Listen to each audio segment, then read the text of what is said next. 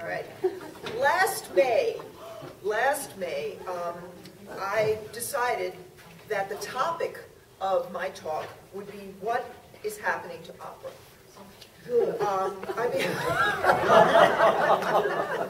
Well, I began to prepare it, but then I realized the talk was becoming more of a rant. It was obviously colored by my own opinion and my own prejudices. And honestly, that is not what a lecture like this should be. It's not about me and how I feel. It's how do we move through works of art. So, today, I am focusing on The Exterminating Angel.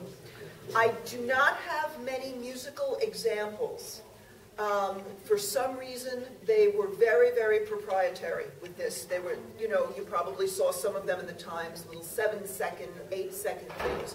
But there was no context for it. I couldn't tell you where in the opera that came.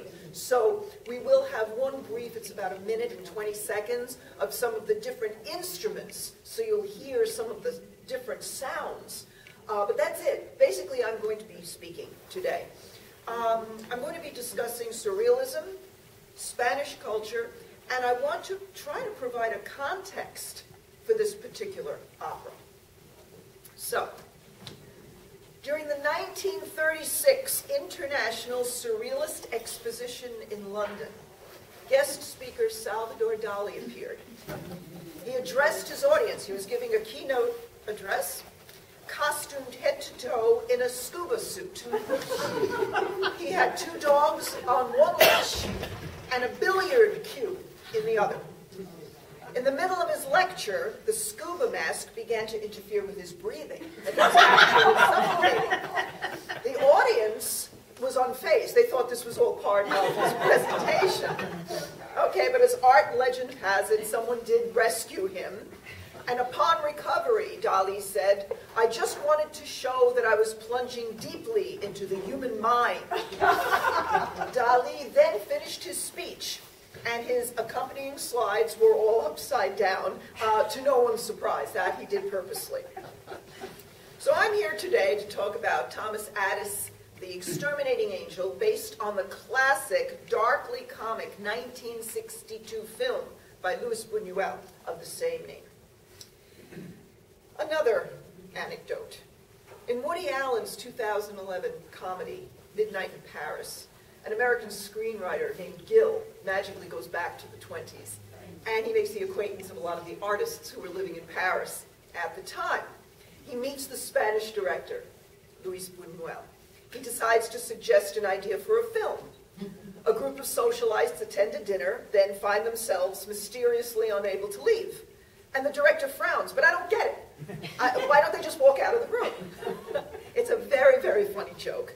And it's also a tribute to a surrealist classic that is so bizarre that no one can really understand it.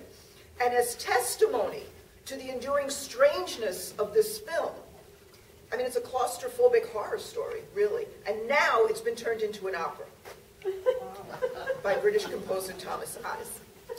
The film is a surreal, bleakly comic yet disturbing fantasy about a dinner party gone to hell. It begins very eerily, this is the film now, with only touches of overt surrealism. There's a lavish post-opera dinner party. It's being prepared at a grand mansion. By the way, the opera is Donizetti's Lucia di Lammermoor. That's where they're coming from. So members of the staff are all frantically leaving, and the hostess is very annoyed. She has provided a special surprise for her guests, including sheep and a bear on the premises. So the socialites are portrayed as members of an entitled elite inured to social injustices. But when the meal is over, even though there's no evident physical barrier, all become psychologically trapped. And everyone finds it mysteriously impossible to leave the room. Days go by, the guests get hungry, dirty, hysterical, and eventually they turn on one another. It's kind of like a bourgeois Lord of the Flies. There is no music in the movie, and the acting, for the most part, was quite restrained. However, interviews with Ades, he reveals that in opera, one should do the opposite. Be totally unrestrained and bring out the underlying emotional meaning. So my first anecdote underscored the most absurdist, even clownish elements of the surrealistic movement, epitomized by Dali, who was considered something of a joke figure in the early 20th century. But the movement was actually far more diverse. It actually spanned various disciplines, styles, and geographies from 1924 until its end around 1966. So what is surrealism? We begin with World War I. The writers and artists who had been based in Paris scattered, and in the interim, many became involved with Dada, believing that excessive rational thought and bourgeois values had brought the conflict of the war, of that terrible war, upon the world. The Dadaists protested with anti-art gatherings, performances, writings. It was more an anarchistic kind of philosophy. After the war, when they returned to Paris, the activities continued. In 1917, the poet Guillaume Apollinaire first coined the term surrealism to describe the ballet performance Parade, written by Jean Cocteau, scored by Eric Satie, and costumed by Pablo Picasso. So this is happening. The seeds are there. The writer, André Breton, joined in Dada activities and with some other writers started the literary journal Littérature. They began experimenting with automatic writing whatever comes into your head, no censoring, and published the writings as well as dreams, accounts of their dreams in the magazine. He then published the manifesto, the first manifesto of surrealism in 1924, and that marked the official start of the movement. Surrealism proposed that the Enlightenment, which was an intellectual movement emphasizing reason and individualism, had suppressed the superior qualities of the irrational, unconscious mind. Surrealism's goal was to liberate thought, language, human experience from the oppressive boundaries of rationalism. Breton had studied medicine and psychiatry and was very familiar with the writings of Sigmund Freud. And for some reason, talking about Freud, I feel this is a very good time to bring up that Ades's mother, Dawn Ades, is a noted scholar of surrealistic art. Breton was particularly interested in the idea that the unconscious mind was the source of artistic creativity. So Freud's work with free association, dream analysis, this was extremely important to the surrealists in the beginning. They embraced extreme idiosyncrasy, but they rejected the idea of an underlying madness. And Dali later proclaimed, "There is only one difference between a madman and me. I am not mad." But this is really important as we're coming and approaching this opera. This was not just an artistic movement. Breton was a devoted Marxist. He also intended surrealism to be a revolutionary movement capable of unleashing the minds of the masses from the rational order of society. This is an important concept. Surrealism was primarily a political and philosophical movement.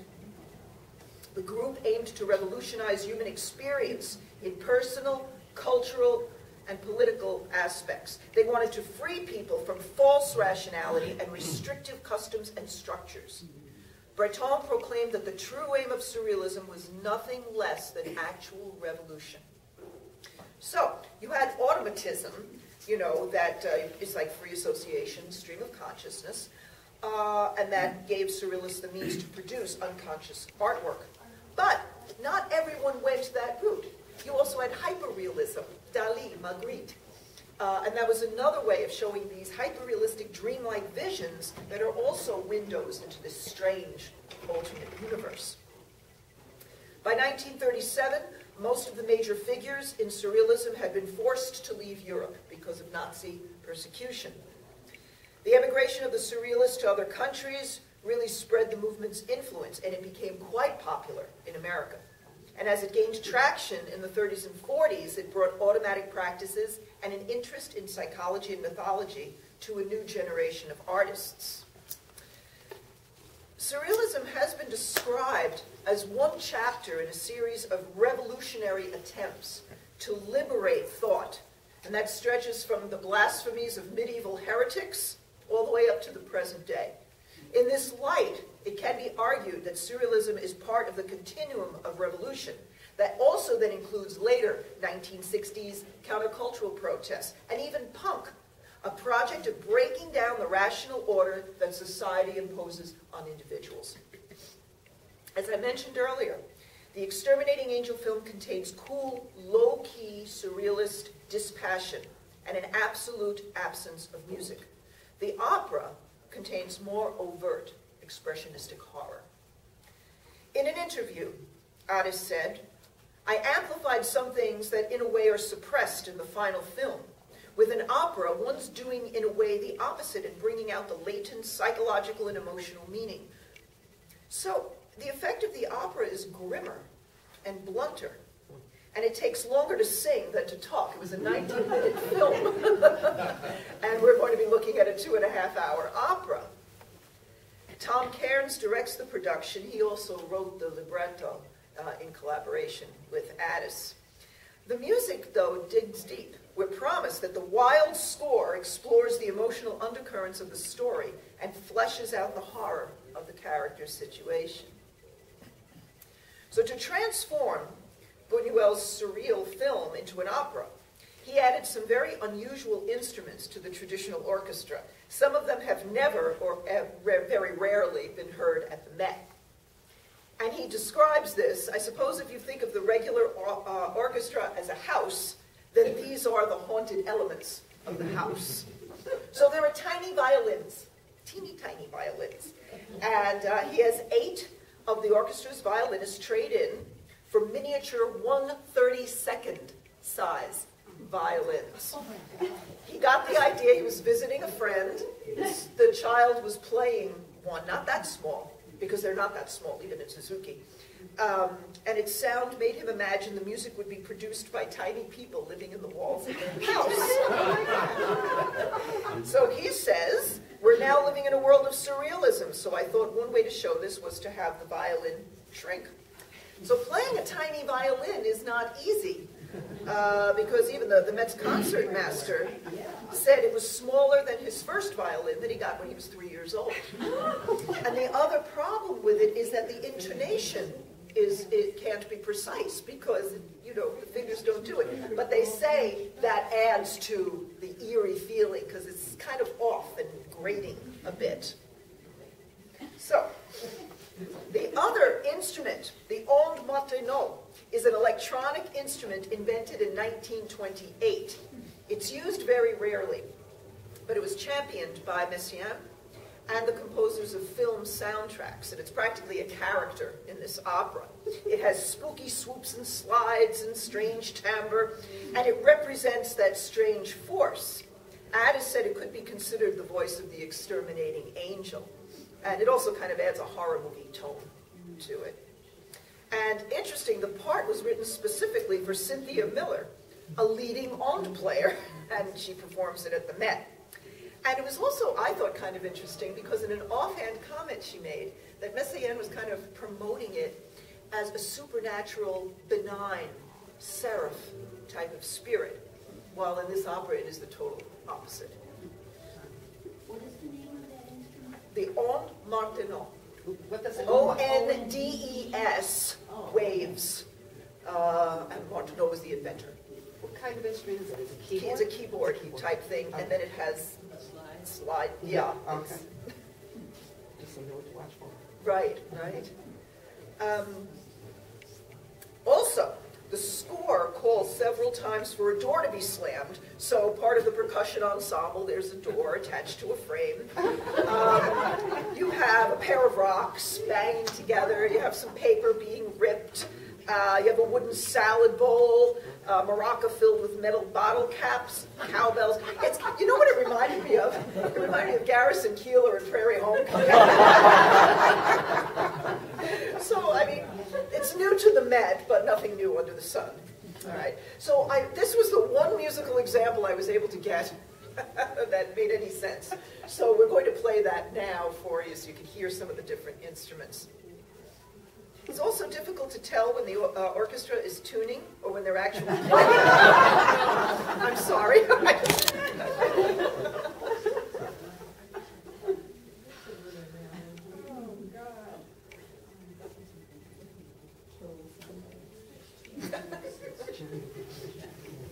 we're trying a new high-tech thing. You couldn't download this from the internet, so we're trying to capture it.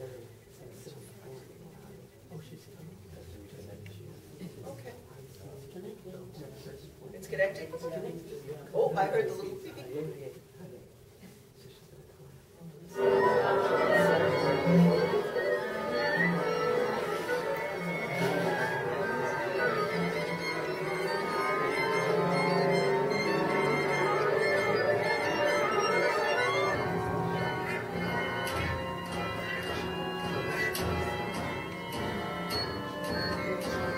Somewhere there's the slamming door.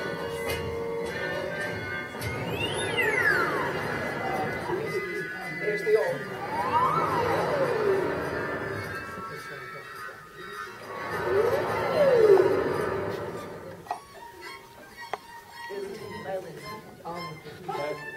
Catchy too.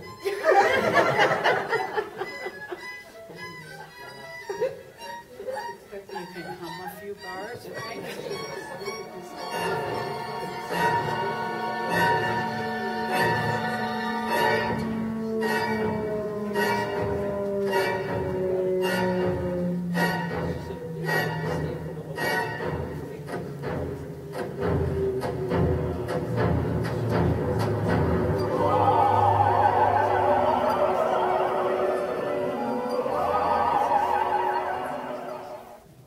Tremolo was good. That's, Sounds like Spike Jones in a bad mood. Does sound like it's tuning up. Is there anything going on with the voices themselves to be surreal sounding? oh yes, oh yes. Apparently the soprano part, many of you may have read about this, that goes way above high C. It goes to A. It goes to A. So, all right. So before I discuss the opera, I really want to talk more about the film. I mean, because really trying to understand that, then we can compare the two. Buñuel's script was originally called The Castaways of Providence Street, and that's really a Mexico City address. But then he decided to borrow a title from an unfinished play by his friend Jose Bergamin. If I saw The Exterminating Angel on a marquee, he said, I'd go in and see it on the spot. And Bergamin told Buñuel that he didn't have a problem with that the title was already in the public domain since it already existed in the Bible. So Buñuel did bring to the screen a particular biblical sensibility, most of all in the matter of retribution. The title refers to the Bible quote, "And God sent an angel unto Jerusalem to destroy it," after King David annoyed the supreme being by declaring a census. The subject of the film is divine vengeance against a corrupt elite that is incapable of shaking off its inertia. And on another level, the film's title could also be a reference to the 19th century Spanish society of the Exterminating Angel, a death squad that hunted liberals. In the film, guests arrive for dinner at a Mexico City mansion on Providence Street. They find that they can't leave the living room. There's no explanation for the paralysis of will. They don't understand it themselves. Days go by, they unravel. They obtain water by breaking open a pipe in the wall. They obtain food by butchering a lamb. A crowd gathers outside but can't enter. The entrapped guests descend by turns into madness and violence until one of them observes they've all returned by random motion to the exact spots where they began. And they repeat exactly what they had said in the very beginning. And the survivors then somehow stumble out of their hell, and it looks like they've escaped. But repetition, it turns out, that's not the savior. In fact, it's a nasty divine joke. One of the fellows has said that promised a solemn Thanksgiving Mass if they could escape. So they all go to Mass. The problem is, at the end of Mass, they can't escape the church. The priests stop at the exit. Parishioners all mill about. The last scene has machine guns firing at an uprising outside the church and a herd of sheep entering the church. So the relevant repetition was not reenacting the events, that preceded the guest's entrapment, but rather the repetition of the entrapment itself, this time in the church. These people are doomed to repeat themselves, and they are always trapped because of that. Buñuel has no interest in mercy because he knows no characters who merit it, and his Exterminating Angel is the relentless instrument of justice. He presented his film as surrealist social farce. He doesn't have any pretense at portraying this as part of the human condition. It's really a very distinctively Spanish take, just as Gilbert and Sullivan are distinctively British. And that explains why Spanish theater troupes usually don't perform HMS Pinafore. And American audiences pretty much ignored the film, Exterminating Angel. But in the film, the subject is not the human condition, but the condition of Spanish culture in particular. It's been argued that the dinner guests represent the ruling class in Franco's Spain, and that's plausible. That's plausible. I think it's a little too restrictive, because this is deep, and it goes back hundreds of years. In the 17th century, Spain was defeated. In fact, it was humiliated by France, and that France was the emerging dominant power in Europe at the time. And it could be argued that Spain and its former colonies have existed in a time warp of nostalgia and resentment. Spain is the land where nothing happens. It never quite entered the modern age with the rest of Europe. 3/4 of Spaniards were illiterate as late as 1825. The death of Francisco Franco in 1975 concluded more than a century of violence and authoritarian rule. And that pattern has been reproduced in Latin America as well.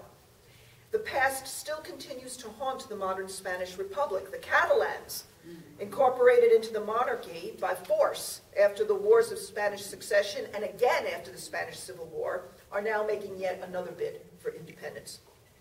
So, to an Hispanic audience, it's very funny when guests in a Mexican mansion find themselves unable to leave the living room. And it's just as funny for an English audience when the pirate's apprentice in the Pirates of Penzance believes he has to serve a group of murderous thugs because his servitude requires it. Entrapment in the past and an exaggerated sense of duty are respectively cultural tropes of Spain and England. And they do make for excellent comedy, but only for those who understand the tropes. In a recent interview, Ades said that we sympathize with all the characters in Angel because we ourselves might be in their situation. This is a huge difference from Buñuel, who hates them all. And he relishes their humiliation and ruin. So, now on to the opera. Ades explores the dark side of Buñuel's tale at the expense of its bizarrely comic elements. Really, as I've mentioned before, we are really more in for the horror. Even before the first downbeat, things are different. Rather than the 8-minute bell at the Met, there's a weird chime that starts to summon the audience into the theater. So the curtain time approaches, it becomes more and more insistent. There are a few sheep already on stage when the audience comes in. Don't become attached to the sheep. They will eventually come to a bad end. And accompanied, listen for it, accompanied by a nightmare orchestral rendition of Bach's Sheep May Safely Graze. That's funny. Okay. So we know the servants of the house, they're jumping ship. Okay, they feel disaster is coming. The hostess, Lucia, is frantic. Her cranky husband, Edmundo, is indignant.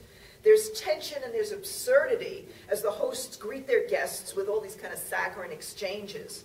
And the visitors have overlapping and comically elongated phrases, voice refrains of enchanted, enchanted. You're going to hear that. And the orchestra kind of has these like jumpy outbursts. They have their meal, and we know what's coming. They can't leave. The characters gossip, snipe, and complain. They're on stage virtually all the time. Now, there are two different types of composition involved here. The party banter is set in fragments, and it promises a tonal resolution, but it ends up on the wrong note. Like, we don't feel that satisfaction of it ending up where we think it's supposed to go. One character I mentioned punctuates the conversation with bursts of coloratura, stretching way, way up in the stratosphere. And there's a lot of conversation. A lot of the original screenplay was kept. There are a lot of words to set. English. In between, now, I don't know if you'll recognize it. I mean, there'll be some time. So in between these stretches of conversation, Ades does have interludes and arias and more conventional opera forms. It's very interesting. Ades does want a statement of redemption in this. And just before the guests find a way to get out, he uses a setting of the 13th century Jewish poet Yehuda HaLevi. It's adapted from a famous stanza. Zion, do you ask if the captives are at peace, the few that are left? I cry out like the jackals when I think of their grief, but dreaming of the end of their captivity, I am like a harp for your songs. HaLevi's poem is one of Judaism's most beautiful pleas for redemption. By contrast, in the film, Buñuel's partygoers do not want redemption. In fact, as their imprisonment continues, they become more cruel, even at one point demanding the murder of their host. They are representatives of their caste and culture. Heaven has sent an angel to exterminate them. So in the opera, the dinner party prisoners are dressed still in their stained tuxes and rumpled gowns, and they finally stroll through the invisible wall as if it had never been there. And you're going to hear distant chants mixing with church bells, and it kind of feels like between a party and a funeral. You can't quite tell. Crowds come running, mobbing the newly freed guests. As the chiming gets louder, the crowds find they can no longer exit into the wings. Instead, they press together onto the stage within a stage. The opera does not have the guests going to Mass. Rather, it concludes with the crowds on stage apparently unable to pass through a large gate that earlier represented the door of the drawing room where the guests were trapped. The Exterminating Angel contains a great deal of melodrama, exaggerating every plot point, visual element. For example, in the film, at one point somebody asks for a coffee spoon, or requests a spoon, rather, to stir the morning coffee. Now, the opera does that, but then they make it into a mini mad scene for one of the characters to lament about he can't be expected to use a teaspoon and not a coffee spoon, and he goes off on that.